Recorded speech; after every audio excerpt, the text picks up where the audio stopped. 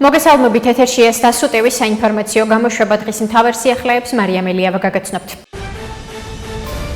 გარდა ეკონომიკური დატვირთვისა ჩქაროსნულ გზებს აქვს მნიშვნელოვანი სოციალური დატვირთვაც. ბუნებრივია გზები უფრო მეტად აახლოებს ერთმანეთთან დასახლებებს და ეს ყველაფერი ქმნის განვითარების უკეთეს პირობებს თითოეული ჩვენი მოქალაქისთვის. ამის შესახებ საქართველოს პრემიერ-მინისტრმა ირაკლი კობახიძემ სამტრედია გრიგოლეთის მაგისტრალის მესამე მონაკვეთის გახსნაზე სიტყვით გამოსვლისას განაცხადა. კობახიძის თქმით, სამტრედია გრიგოლეთის ჩქაროსნული ავტომაგისტრალის მესამე მონაკვეთის გახსნა არის კიდევ ერთი დასტური იმისა, რომ საქართველოში ჩქაროსნული ავტომაგისტრალების სწრაფი ტემპით შენდება და ვითარდება და რომ მიზანია ეს საქმე სწრაფ ტემპშივე მიიყვანონ ბოლომდე.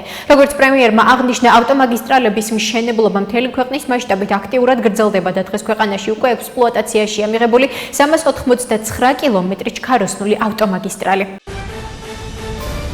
არასდროს ხელისუფლების ცვლილების დროს ოპოზიციისთვის სასარგებლო და სახარბიელო მდგომარეობა არ ყოფილა, მაგრამ ხალხმა თავისი სათქმელი თქვა. ამის შესახებ ძლიერი საქართველო ლელოს ერთ-ერთმა ლიდერმა გიორგი სიორიძემ პალიტრა ნიუსის გადაცემაში 360 გრადუსი განაცხადა.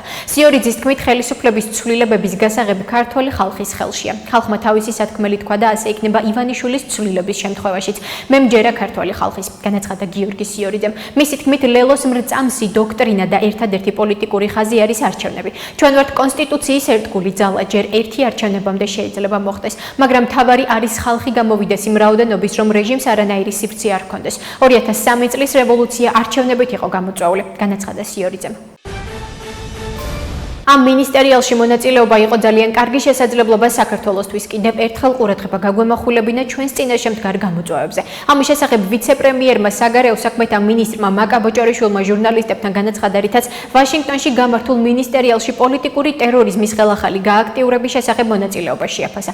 მისივე თქმით, პოლიტიკური ტერორიზმის საერთაშორისო დღის წესრიგში დაყენება მნიშვნელოვანი ინიციატივაა ამერიკის შეერთებული შტატების სახელმწიფო მდივნის მხრიდან. ჩვენ კარგი მაგალითი ვართ იმისა, თუ როგორ ხდება განსაკუთრებით გარე და ფინანსებით რადიკალური ძალების წახალისება სახელმწიფო ინსტიტუტებისა და დემოკრატიული ინსტიტუტების წინააღმდეგ. სწორედ ეს საკითხები არის მნიშვნელოვანი, რაც უნდა აღელვებდეს საერთაშორისო საზოგადოებას, აღნიშნა მინისტრმა.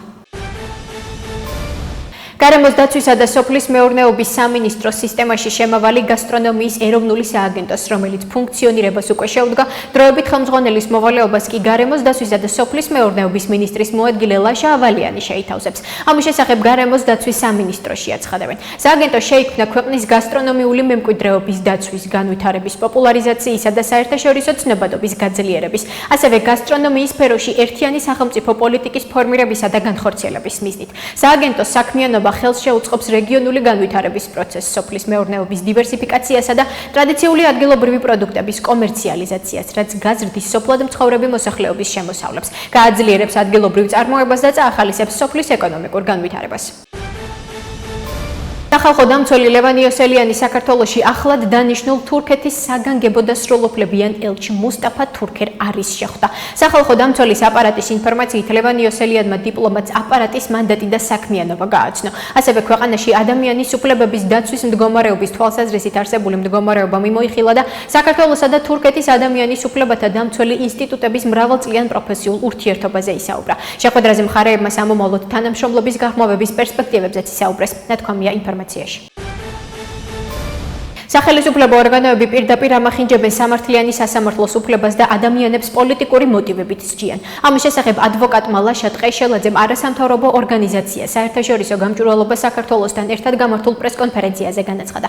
მან საერთაშორისო გამჭვირვალობა საქართველოს მიერ გავრცელებულ ინფორმაციაზე ისაუბრა, სადაც აღნიშნულია, რომ დღეისათვის საქართველოში პოლიტიკური პატიმრების რაოდენობა 100-ს აღწევს. ტყეშელაძის შეფასებით ამას ადასტურებს ის, რომ სასამართლოზე მიდიან ცრუ მოწმეები, მედიისთვის დახურულია პროცესები და დარღვეულია ადამიანების სხვა ფუნდამენტური უფლებები. ცნობისთვის, საერთაშორისო გამჭვირვალობა საქართველოს განახლებული ანგარიშის მიხედვით 91 პირი აკმაყოფილებს ევროპის საბჭოს საპარლამენტო ასამბლეის მიერ დადგენილ პოლიტპატიმრის კრიტერიუმებს. მათივე განმარტებით, საერთაშორისო სტანდარტით ერთი კრიტერიუმის არსებობაც კი საკმარისია. დოკუმენტი აერთიანებს პოლიტიკური პატიმრების განახლებულ სიას, მათ ბრალდებებს, სასჯელის ვადებსა და კონკრეტულ კრიტერიუმებს. ახლა კი გაგაცნობთ უცხოეთის სიახლეებს.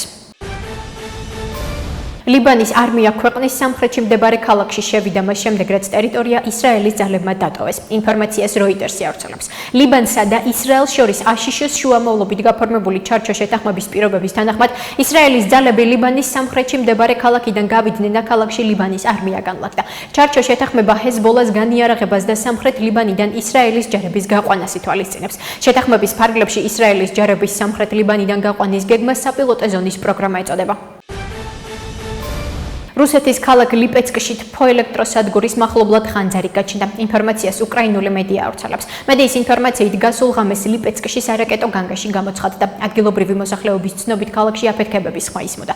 სარაკეტო იერიშის კონკრეტული სამიზნე ჯერჯერობით უცნობია. ამასთან რუსეთში ლენინგრადის ოლქში მასშტაბური ხანძარი გაჩნდა, რომელიც ავარაუდოდ დრონებით ან რაკეტებით თავდასხმას არ უკავშირდება. რუსეთის საგანგებო სიტუაციების სამინისტროს ცნობით, ხანძარი ლადოგას ინდუსტრიულ პარკში მდებარე ქარხანას გაუჩნდა, რომელიც პოლიმერულ მასალებს აწარმოებს.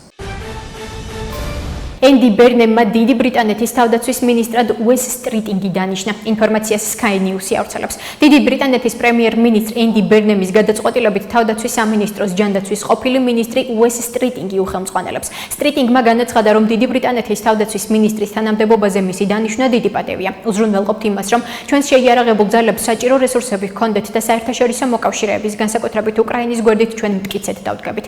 აღნიშნა დიდი ბრიტანეთის თავდაცვის მინისტრმა. ცნობისთვის, მანამდე ენდი ბერნემმა დიდი ბრიტანეთის საგარეო საქმეთა და ფინანსთა მინისტრები დაასახელა. დიდი ბრიტანეთის საგარეო უწყებას ლეიბორისტული პარტიის ყოფილი ლიდერი ედ მილიბენდი უხელმძღვანელებს, ხოლო ფინანსთა მინისტრის თანამდებობას თავდაცვის ყოფილი მინისტრი ჯონ ჰილი დაიკავებს. რუმინეთის ტერიტორიული წყლების ფარგლებს გარეთ რუმინეთის სანაპიროდან დაახლოებით 20 საზღვაო მილის დაშორებით ლიბერიის დროშის ქვეშ მცურავ პროპანის გადამზიდ ტანკერზე გაზ ლიბონზე თავდასხმა განხორციელდა. ამ შესახებ რუმინეთის პრეზიდენტი ნიკუ ჟორდანი სოციალურ ქსელში წერს. მისი ინფორმაციით, ინციდენტიდან მალევე ადგილზე გაემგზავრა ზღვაში ადამიანის სიცოცხლის გადარჩენის სააგენტოს 2 გემი და ეკიპაჟის წევრების, მათ შორის 3 დაშავებულის ევაკუაცია განხორციელდა. გემი ეგვიპტის ქალაქ ალექსანდრიის პორტიდან გავიდა და უკრაინის ქალაქ რენის პორტისკენ მიემართებოდა, აცხადებს რუმინეთის პრეზიდენტი.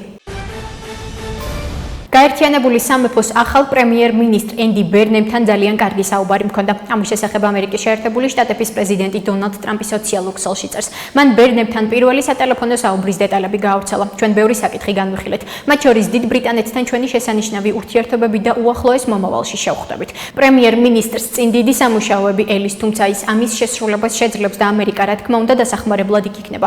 ჩვენ ჩრდილოეთის ზღვის ნავთობის, ვაჭრობის, სამხედრო ალიანსის, ჰორმუზის სრუტის განაღმვის საკითხები და ბევრი სხვა თემა განვიხილეთ. საუბარი საინტერესო იყო და ძალიან კარგად ჩაიარა, წერს ტრამპი სოციალურ ქსელში. დონალდ ტრამპმა ენდი ბერნემს წარმატებები უსურვა.